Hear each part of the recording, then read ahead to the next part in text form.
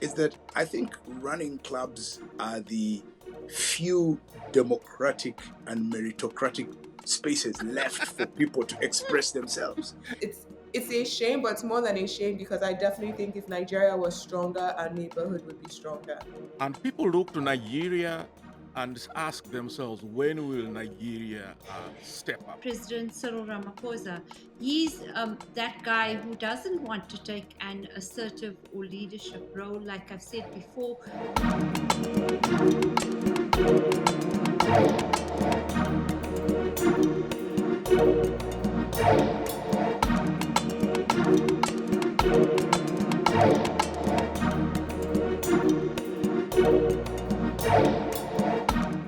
Welcome to the Bad Natives podcast.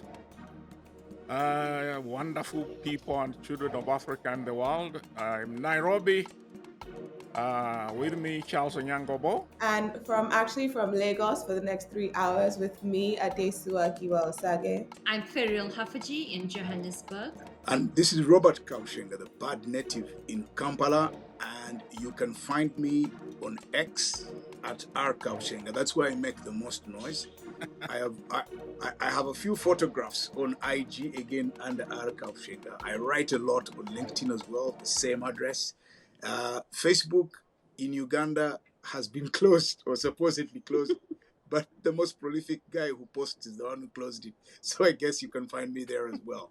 And before we do anything else, guys, let us give a shout out to Nelson Ndahiro in Kigali, who is our fan of the week. The guy really loves the podcast. So Nelson, over to you, man. Thanks for joining us, Nelson. Well, and another person we should give a shout out to is Robert, actually. You survived Yes. 90-kilometer. I Well, saw you all looking very heroic, all bandaged up. yes, you've There's been a- my claim to fame this week. I'm like, did you see 95? Oh my God. Yes. There's a photo that I have been debating whether or not to post. It's early in the morning and I'm holding 6 eggs and going to run. Please post it. I will. Okay, I'll tag you guys in. I'll tell you this is what we did. Yeah, but it was. But Bob, Yes, let us, in yes, fact, please. we should begin there because Yes, the Comrades Marathon, it is the oldest ultra marathon in existence in the world, I think, isn't it? correct. Yes, 104 years. no, well, officially 98. I think 98. This was, I think, the 98th edition. But yeah, thereabouts officially. But Yeah. they had a few more before. But officially, this is like the 98th. Yes. I want us to talk about running around Africa, but specifically for you, Yes. did you feel that sense of history? Because there is a lot of history and even politics around them. The marathon. I mean, until a few years ago, you or Freero wouldn't have run in it officially. No. So it was guys, I think, who had just returned from the World War who started it as a challenge. And because of the segregation past of South Africa, people of other races were not allowed to participate in this run. So even though they did so unofficially.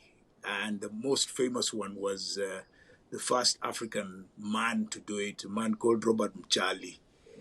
And that was, I think, around 1935. Now, the most fitting the recognition to him is that there is now a medal in one of the medals that they give out for completion that is named after him, after Robert Muchali. It is the third. So you get, I think it's the third last medal because after Robert Muchali you get bronze, and then us guys, the finishers, get the last medals. So there is that recognition, but it's come, Charles. It's really come a long way. Perhaps one of the most interesting bits of racial integration. We always talk about the rugby game in 1995, but the Comrades has come full circle in terms of not just regional, not just racial integration, but international participation. And the interesting thing about the racial integration, it gives an example of racial integration of South Africa, is not just the level of the rainbow nature of the participation, but even the people in charge. The man in charge now is a Zulu man. He's the the brigadier who was so there's everybody involved. But Charles, the most telling thing of this is that there are three songs that are played just before the start of this run, and people get completely nuts. They go completely nuts. So first, I think they play Chariots of Fire, which is as British as it will ever come. I mean, Chariots of Fire was about white men running. And then they play the South African anthem. And everybody, regardless of color shade, they're singing their hearts out. Even us, the foreigners, we've learnt the words, so we sing along. And then guess what crowns it? Charles, Shosholoza or something. Shosholoza. The Shosholoza, song of for the course. miners. But So Pharaoh, the one of the things, and you know, Pharaoh, one of the things I noticed is there were all these. South Africa is very big on running clubs. It is something which is developing in Uganda too, or has developed, and it is just amazing. These are clubs of 150, 200 people, and you know, the argument is made that running and particularly running clubs in Africa today, you know, you must look at them socially and politically. That it's you know, they are about so if it is in Soweto has a big one. It's about reclaiming public spaces.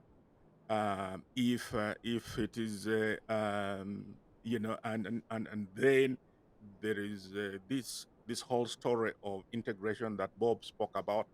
So why has it become so big? I mean, how do we understand the fact that, you know, probably more people are in running clubs that are than are in circles?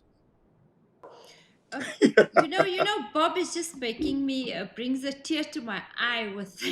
Sometimes it's nice to look at your country through a compatriot's eyes who doesn't live here, because we tend to get very caught up in debates about our dysfunctionality, but that also shows how we're pretty functional.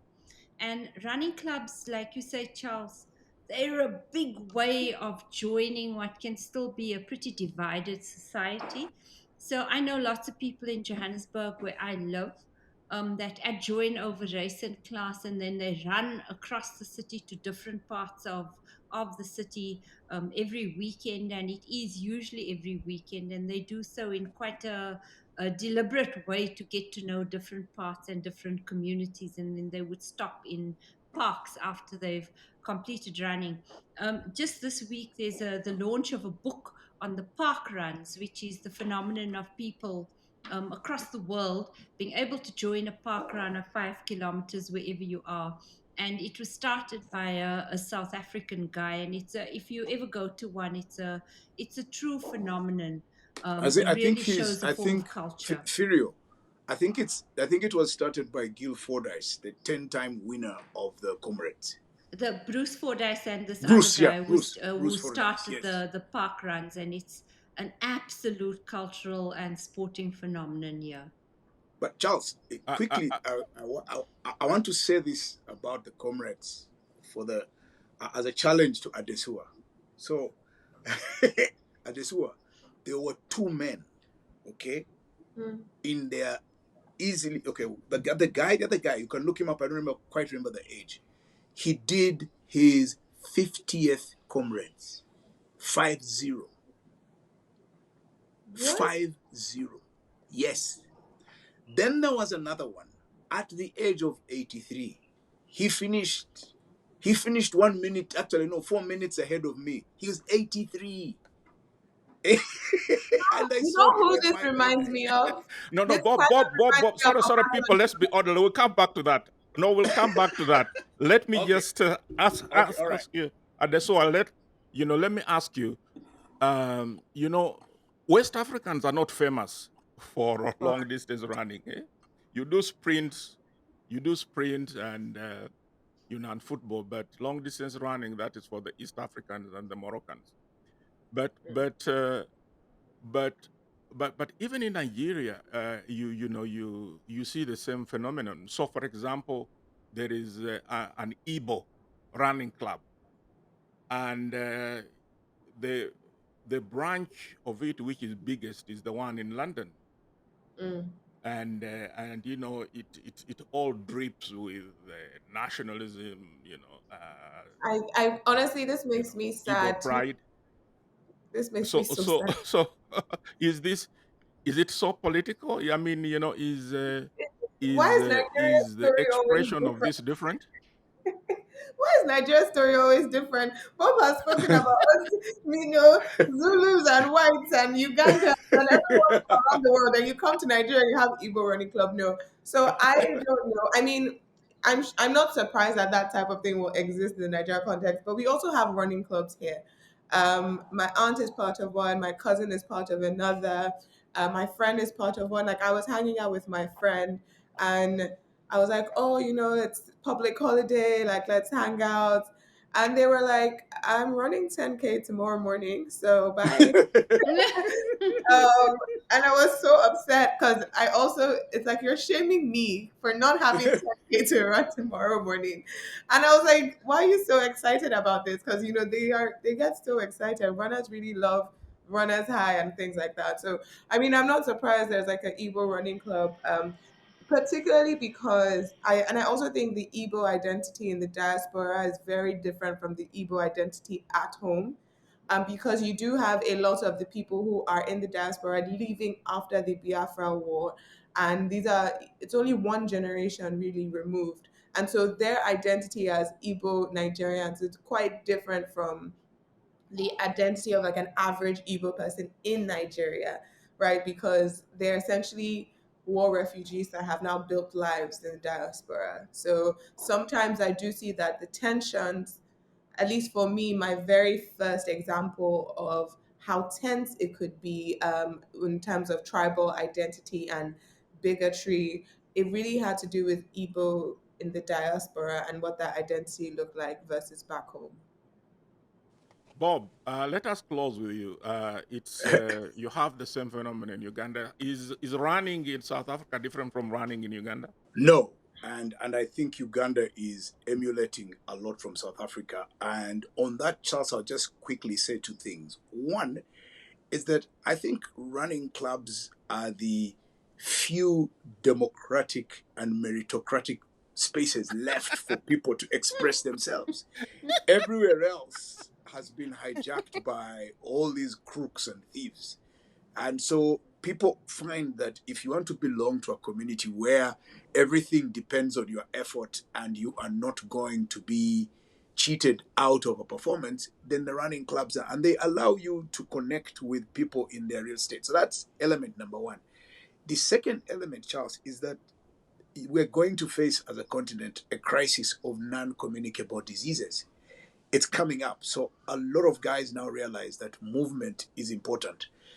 But the most powerful lesson I got from South Africa from doing the Comrades is just the sheer economic force of sport and the potential and economic opportunity it creates.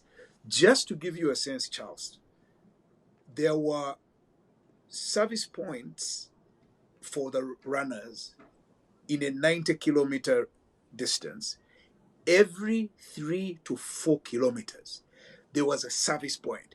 So this is an event that has provided work. I mean, there were physiotherapists every 10 kilometers, and they were working on us. There were people serving drinks.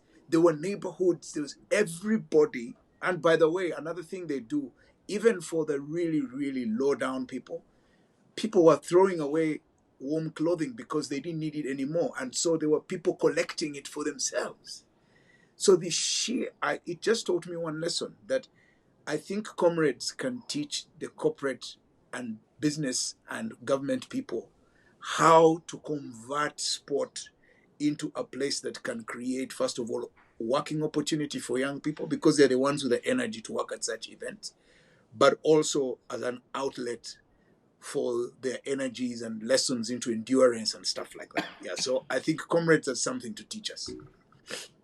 Well, and Pharaoh, to when in fact, I tweeted this that if uh, if Elon Musk or Trump were watching, I, I don't know whether they would still or whether they would have seen I just their got white breaking people news alert on who are Elon Musk. persecuted. But which probably is a good way to segue into our next issue, because those Ah, same two characters, Elon Charles, Musk and Trump, they you have know why I'm laughing? Because the joke we found when we arrived in Durban was that I think he's the South African Minister for International. I think it's called International Cooperation and something. A guy called Lamola. They said that guy, he has a side gig working as a sangoma, and he went with witchcraft, a very powerful one, to the White House. And at the point at which he tapped Cyril to tell Cyril to cool down, they believe he had just dropped it under the seat. trust the South Africans. But I mean more seriously, Yeah. the Pharaoh, the so Trump and Elon Musk have fallen out, and Steve Bannon, who is died in the whole Trump and the previous aide, actually called for Elon Musk to be deported. So uh, are the South Africans ready to receive Elon Musk if he's You deported? know, you say that. I mean, we watched that bromance with such Schadenfreude in South Africa. I must tell you, the conversation was wonderful to see here as their relationship exploded so spectacularly across Truth Social and X. And when Steve Bannon said that, the immediate response here was, "Oh no, he's not coming here. He can go somewhere else if he's going to be deported." Obviously, there's some people who still love on him big time and think he can come and rescue whites in South Africa. But on the whole, the conversation was, hell no, he's not coming here. Bob, uh, I mean, what we saw on display is, the you, Trump and his people are really very distracted now. And you know, there are people who see an opportunity that if even for Africa, this is an opportunity to grow, assert a stronger Pan African agenda without this big power meddling, and that it's also an opportunity to engage with other players, Russia, China, differently without the use of threatening sounds from Washington. Is that you are reading? yes and no. Yes, because I think one of the biggest problems going on in Africa today is we don't have a shared, we're not even trying to craft a shared response to what has happened in America. Because remember, what the relationship between Africa and America happened to us. We didn't go looking. We've never gone looking for the relationship with America. It's always been from the other side to us. The angle, Charles, that I wanted to take is that for many African leaders, they thought that Elon Musk was their best inroad into the Trump administration. And here's why. There was a mad rush for every president in Africa to authorize Starlink to operate in their countries as a way of thinking that, once you make Musk happy, you are inside the White House. What they didn't see clearly was that Musk was the faction of fighting around Trump. And also, I think what African leaders, because they don't have the resources to make these analyses, they didn't see properly was that part of the chaos that Trump has created is undermining his own institutional ability to deal with things like this. So he doesn't have the capacity. I mean, if you think about it, and Furio, this might be a good way to look at it. The man has already forgotten about the white genocide in South Africa. He's now on the LA riots. Mm. So, so he is a guy who moves from headline to headline, and I think that for the Africans, in all fairness, for the Africans today, at both at policy level and at the non-governmental level, I think we need to, as an African continent, have an event, and I'm suggesting that the Bad Natives arrange this, where we discuss what the African response ought to be and how it should be structured. And I'll tell you who an interesting guest, Charles, would be. I think if we got Martin Kimani to come and join us on this show, we would have a fantastic perspective. I think those kinds of resources do tell us how best the African continent should respond to the new world order. And I recommend to both Firio and Adesua, go and read Martin's speech when he was Kenya's representative at the UN when Russia invaded Ukraine. I mean, there was a powerful African intellectual articulating a position very clearly. So we need those types of resources now to start the ideological discussion about where Africa sits today in the world. But if I mean, I agree with you that sometimes, or many times, you feel that we are paralyzed when we have to act collectively as a continent.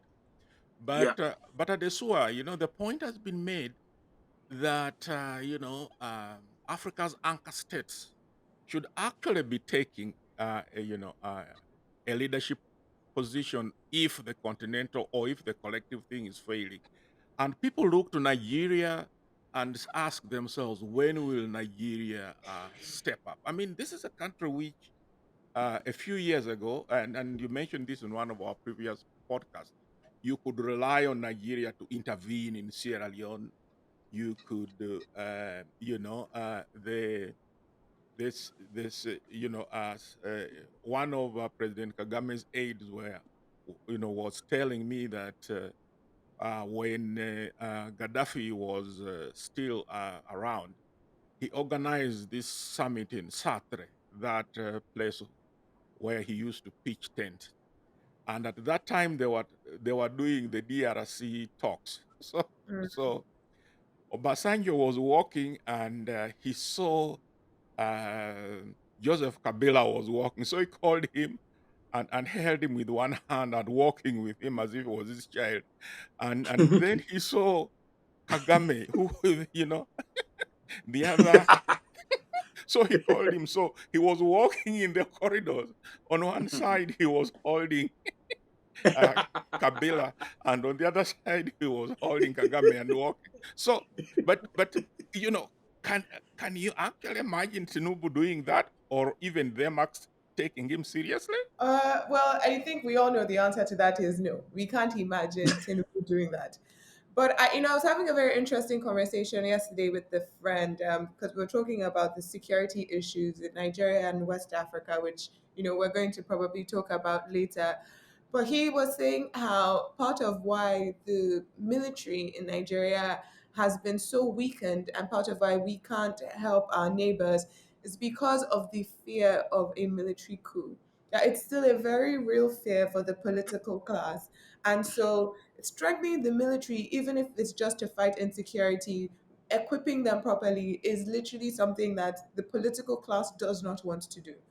And it was such an interesting conversation to have because we talk about the welfare of our soldiers, what happens at the front lines, Nigeria's capacity and the reduction of that capacity. It's very interesting because Obasanjo was one of the people who actually intentionally did this in the beginning. He intentionally, you know, he retired a lot of the generals because he wanted to break away from this coup culture.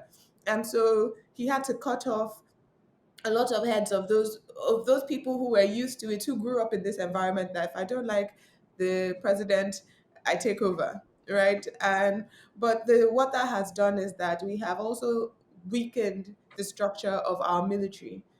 We've weakened the training of the military. I interviewed a general recently, and he said that a lot of the, well, he's not even a general, he's a major, but he said that a lot of the promotions now are so political, and so you have a goat leading lions, and you can't have that as an effective fighting force.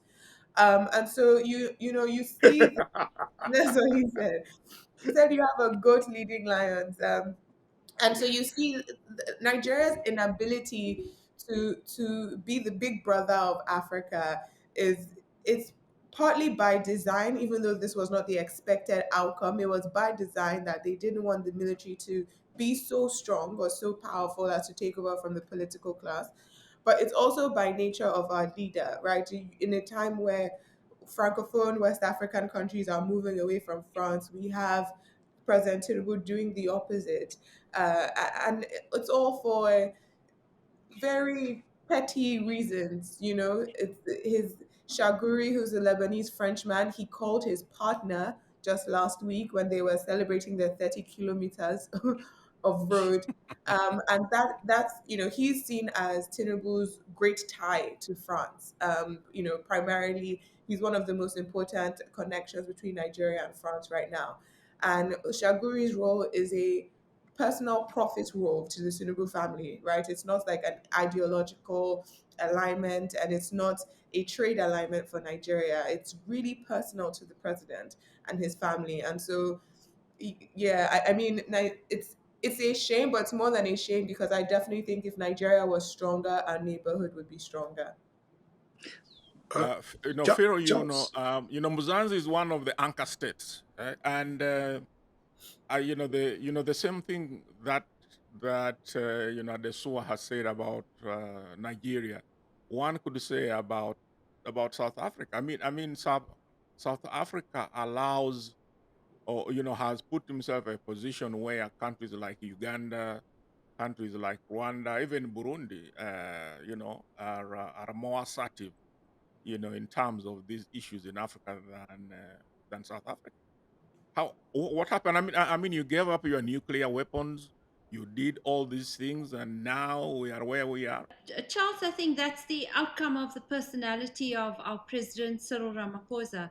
He's that guy who doesn't want to take an assertive or leadership role. Like I've said before, he wants to work through SADC. It may not be the best structure to work through, but I do hope that as we plan for the G20, and there's really a lot that's exciting going on, that you will see our continent really beginning to define a stance for itself. I'm very interested that in a couple of months' time, it seems like the US is going to push ahead with this US Africa summit, even as Donald Trump puts a hefty price tag on remittances. I think 15%, maybe down to 10% in the next couple of days.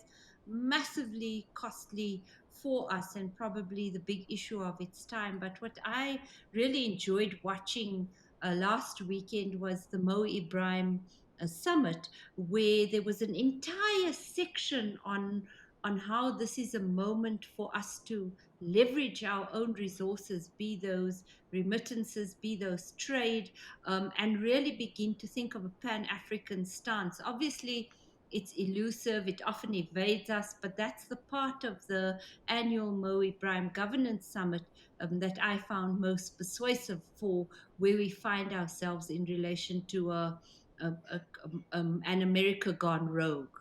Charles, I want to take on from where Furio has the example Furio uses.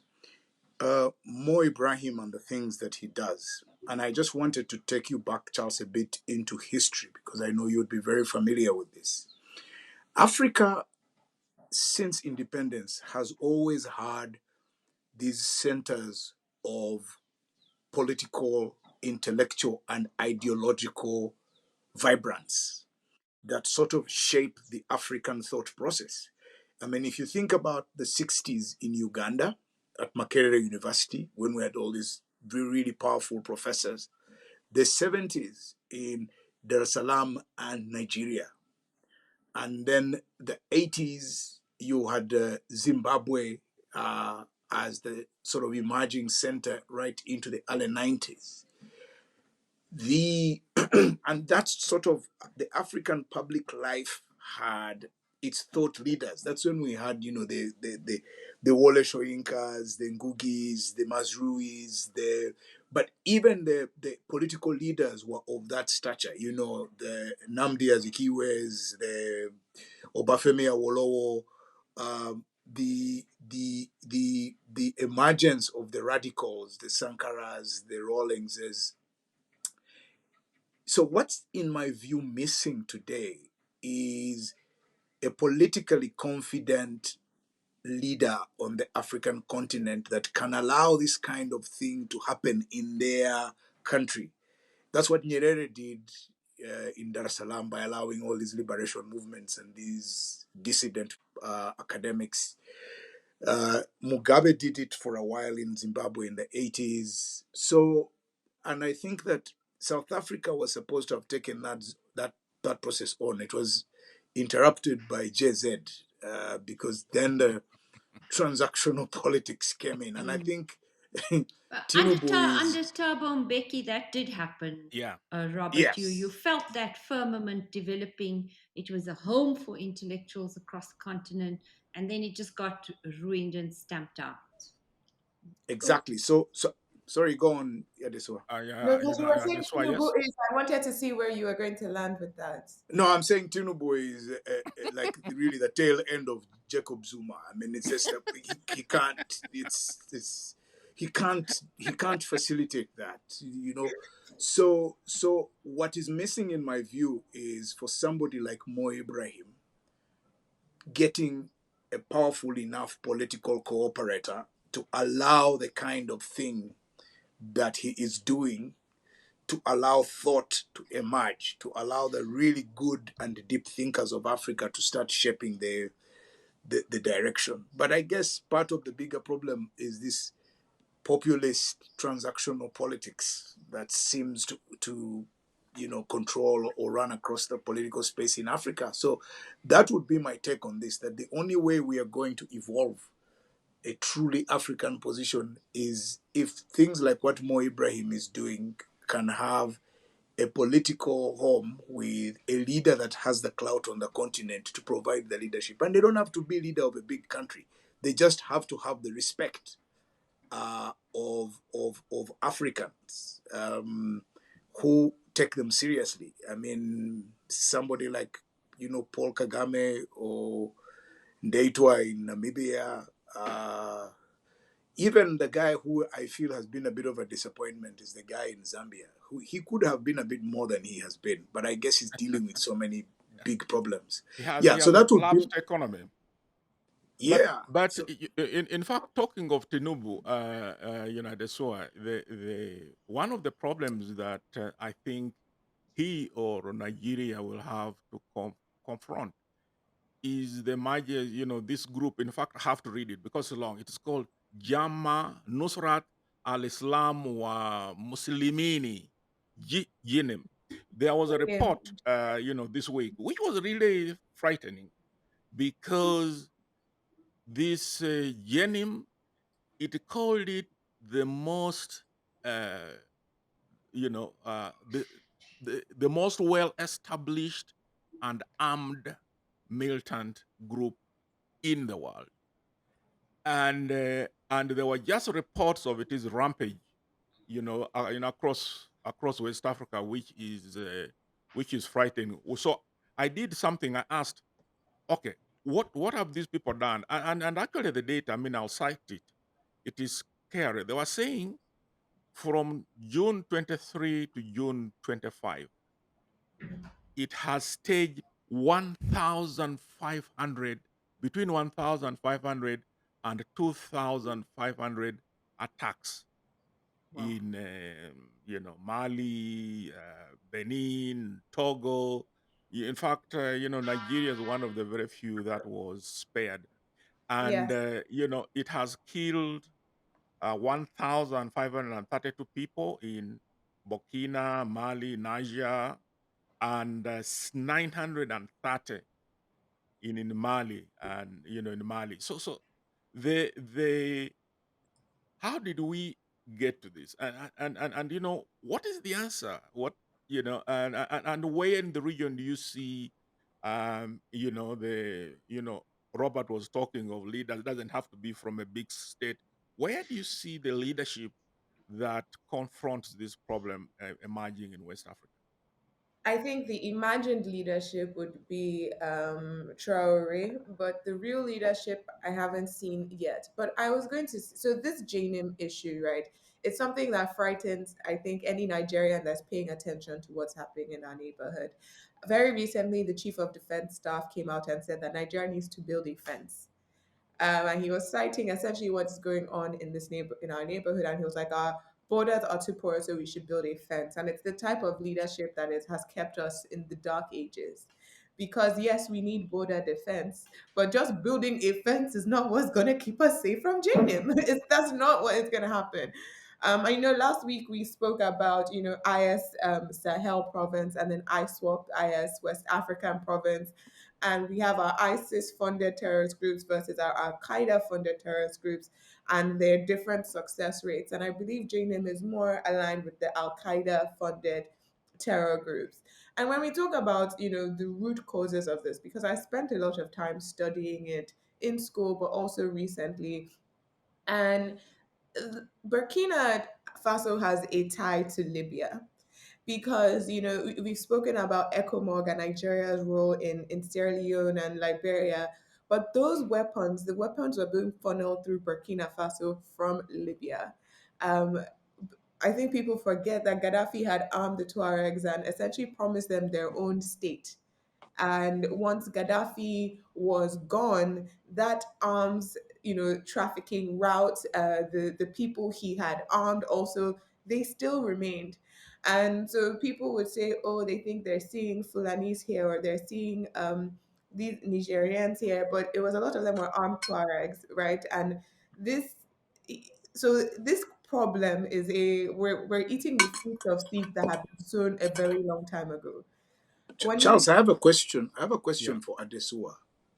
So these Tuaregs, what's their? Might you know what their political agenda is?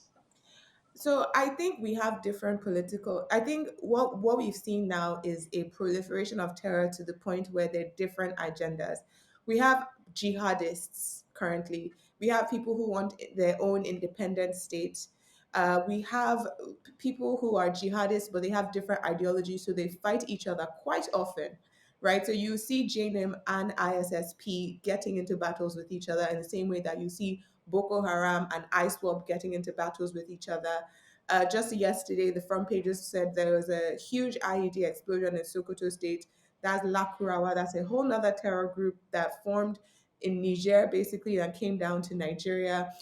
So we're seeing these different groups splinter, but I would say the main ones we have are ISWAP, Boko Haram, and JNIM. Now, JNIM is very scary because they've been able to make a lot of progress in Burkina Faso and then use the weapons and the motorcycles that they get from Burkina Faso to fight in Mali. So I sent a video to the group of 20 Malian soldiers, asking to be rescued. That is a it's not just to kidnap them. They could have killed them, but they're trying to do something to morale, right? These people are learning from these Al Qaeda's and the ISIS in the Middle East, and they're taking those tools. They're in fact bringing some of them over here, creating propaganda videos with their drones, with their wings. In Nigeria, there's a lot of propaganda videos where ISWAP shows the Nigerian military retreating or running away, right? So when we look at also the mental warfare that they're using on the military in Mali and in Burkina, is they're showing soldiers as hostages. It's definitely we're getting to a new level. There's also territorial fights, but I don't. It's JNIM is scary. Nigeria's solution is to build a fence. That's obviously not a solution. We need the alliance of Sahel states to get their things in order. But now that they've left ECOWAS, we can't really form a new ECOMOG, right? We can't really form some type of regional force to actually fight these terrorists. And I don't know where we're going from here. We go to South Africa because Pharaoh, Pharaoh, you mentioned you mentioned Thabo Mbeki. This guy is a lot of smart thinking to the continental platform, and I've read comments which say that if there is any country that has learned how to patch up differences, political differences, a country that probably has the best experience building diverse societies and being able to move forward. It is South Africa, and we are wondering, why? How do we get this social knowledge that South Africa has to infuse the thinking at the AU, for example, around peace building and silencing the guns. How do we get there? So that's really interesting that you asked that, because for a while we used to count in our soft power the export of peace building. So teams from South Africa across our continent, also in Ireland, that was interesting to me, and even in parts of the US. That was during the first Trump administration, where social cohesion already began to fracture. There were South African teams going to try and put together, because we are good at conflict resolution and peace building. But what Adesua is talking about is a whole new kettle of fish. And when extremism of the sorts Adesua is raising rear its heads here, because obviously there's a lot of money in South Africa, and some of that money was finding its way to Al Qaeda on the continent and to ISIS, etc., because of radical communities here. All you saw South Africa doing, rather than trying to enter the continental maelstrom, is to clamp down on it. I remember a time where they took young people who were going to go fight with ISIS, they took them off a plane, put them back into their communities, and that was really the imams and the faith community stepping in to say, this is a sort of radicalism that we cannot import. And so we've chosen not even to try and engage where that is occurring so rapidly and fracturing, especially in West Africa, like Ade has told us now. Bob, you close this one for us, because I know for a fact that Uganda, for example, Mm. has troops in Equatorial Guinea. It is that Ugandans are the ones propping up the Nguema regimes. They are the ones who are guarding critical installations. So can we come Charles, closer? Can we get off the island and come? I'm going to throw a spanner in the works. There is a certain part of the African um establishment that is never talked about. And I think it is one of the greatest successes of South Africa. And I'm going to start from South Africa. We don't look critically at our intelligence services. Mm. Firio, I think one of the greatest strengths of South Africa is that it has a very effective intelligence agency. I have to I think, disagree, but that's a topic for another show. oh, no, no, no, no, no, no, no, no. Oh, no, I can tell you that a lot of what South Africa has avoided has been prevention because of effective I'd intelligence love to gathering. hear more next time. I'll tell Really you, would. it, I'll tell you why. It is, Serial you said this see, is make believe. no, because I could honestly. Charles, I am to protect me from Furio. Bring the receipts. Okay, Read let the me bring the receipts. You receipts. see, Furio, here is the point. It is one of the institutions of South Africa that was never dismantled. In fact, it got the best of both worlds. The apartheid era guys integrated with the guys from exile. If there is anything that these guys had trained in, it was intelligence. They were very effective intelligence guys, the guys from exile. But for you to understand what I'm talking about, please read the biography of a man called Neil Barnard. The guy, Neil Barnard, is the one who convinced Bota that it was important to discuss with the ANC that this war was not winnable. Now, if you look at the work that intelligence guys have done, whether it's in South Africa, Kenya, even places like Ethiopia, Egypt, they work in sort of like a security establishment. They know these threats and they know how things move. The problem is that the politicians don't take them seriously or do not act on that. And I'm thinking that, Charles, in order for us as a continent to to to deal with the kind of situation that Adesua is describing, we're going to have to allow our intelligence guys to start describing for us the nature of the threat and how to best deal with it. But I have Because to they're, disagree. I have to disagree. I listen, have these to guys, disagree. You know, I I am have telling, to disagree. You want to know why? okay, Let me tell you yes. something. I have to disagree. And because I don't think our security Please services don't look in at don't Nigeria, look at intelligence. That's why yes. don't look at intelligence through the eyes of Nuhu Ribadu. No, no, no, no, No, no. no, no, no, no, no, no, no, no, no. Nuhu Ribadu is not really the head of our intelligence. He's a head of the NIA. He's the National Security Advisor. But intelligence is actually really the remit of the DSS, the Department of Security Services, right? It's kind of what is our CIA and FBI put together. NIA is really for just the optics, right? That's the intelligence on the outside. The core of our intelligence, our actual intelligence officers, are the DSS, right? It used to be it used to be the SSS, it was the State Security Services. It really hasn't changed. The nature is to protect the state, and and we see the state as the politicians in power, or the integrity of the state itself, and not necessarily the people. I don't. So it's not a weakness in how they operate. It's a weakness. It's not a weakness in how it operates. It's just a different philosophy.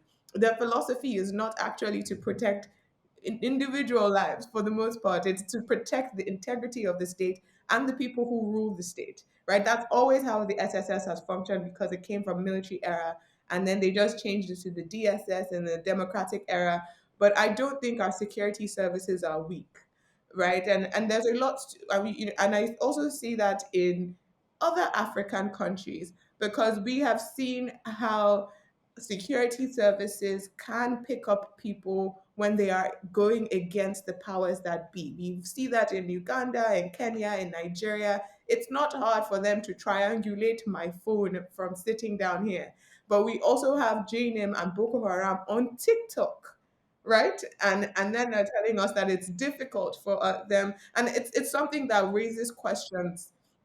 I don't think it's a weakness of the actual security apparatus itself. I definitely think, yes, intelligence gaps, there's a lot of foreign interference. Russia, if you see the JNIM pictures, particularly in Mali, there's a lot of Russian interference.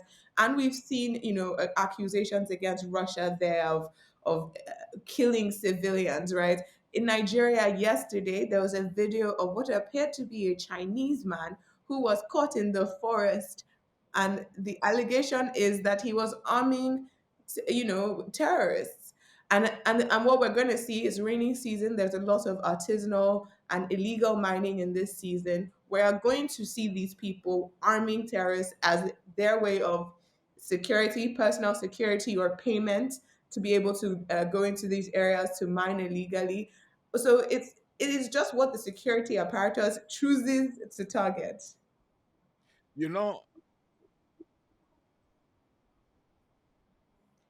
So let me send the picture. So there was a Chinese, well, he appeared to be Chinese. He was definitely Southeast Asian, caught in the forest. Let me get you the exact place because I sent it to someone.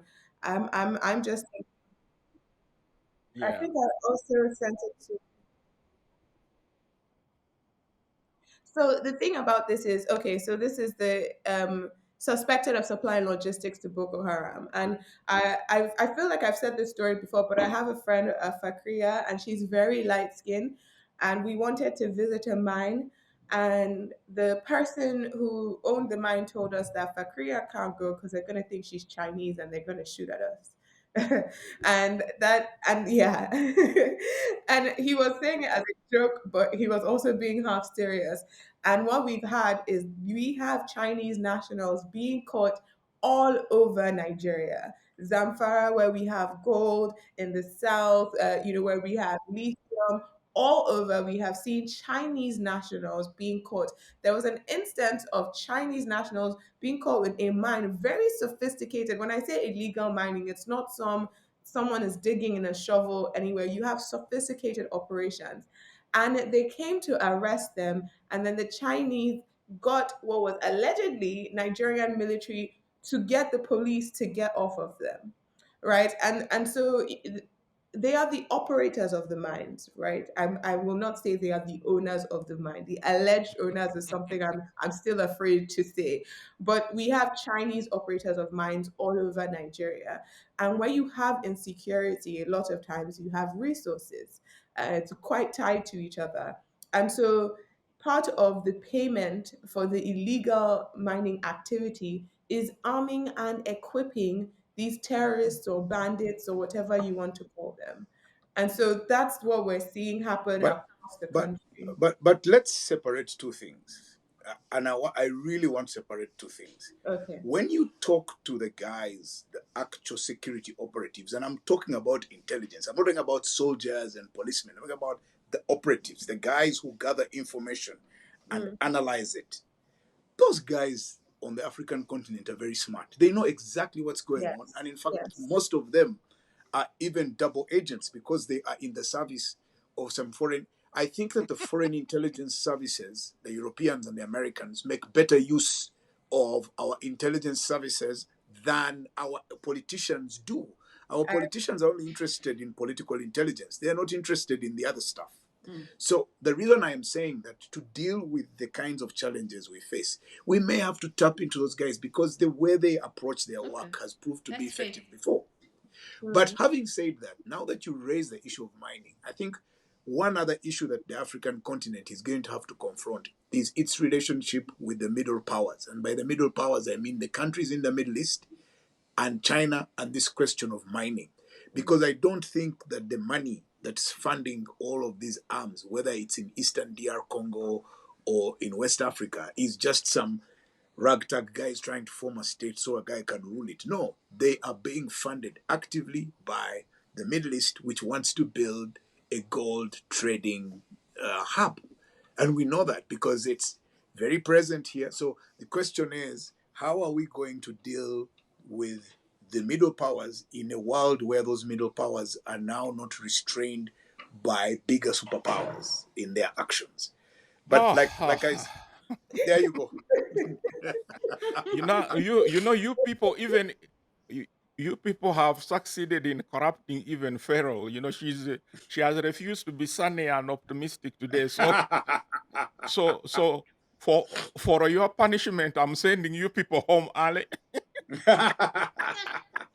So so so uh so Sunny and optimistic. Can I go with my parting shot?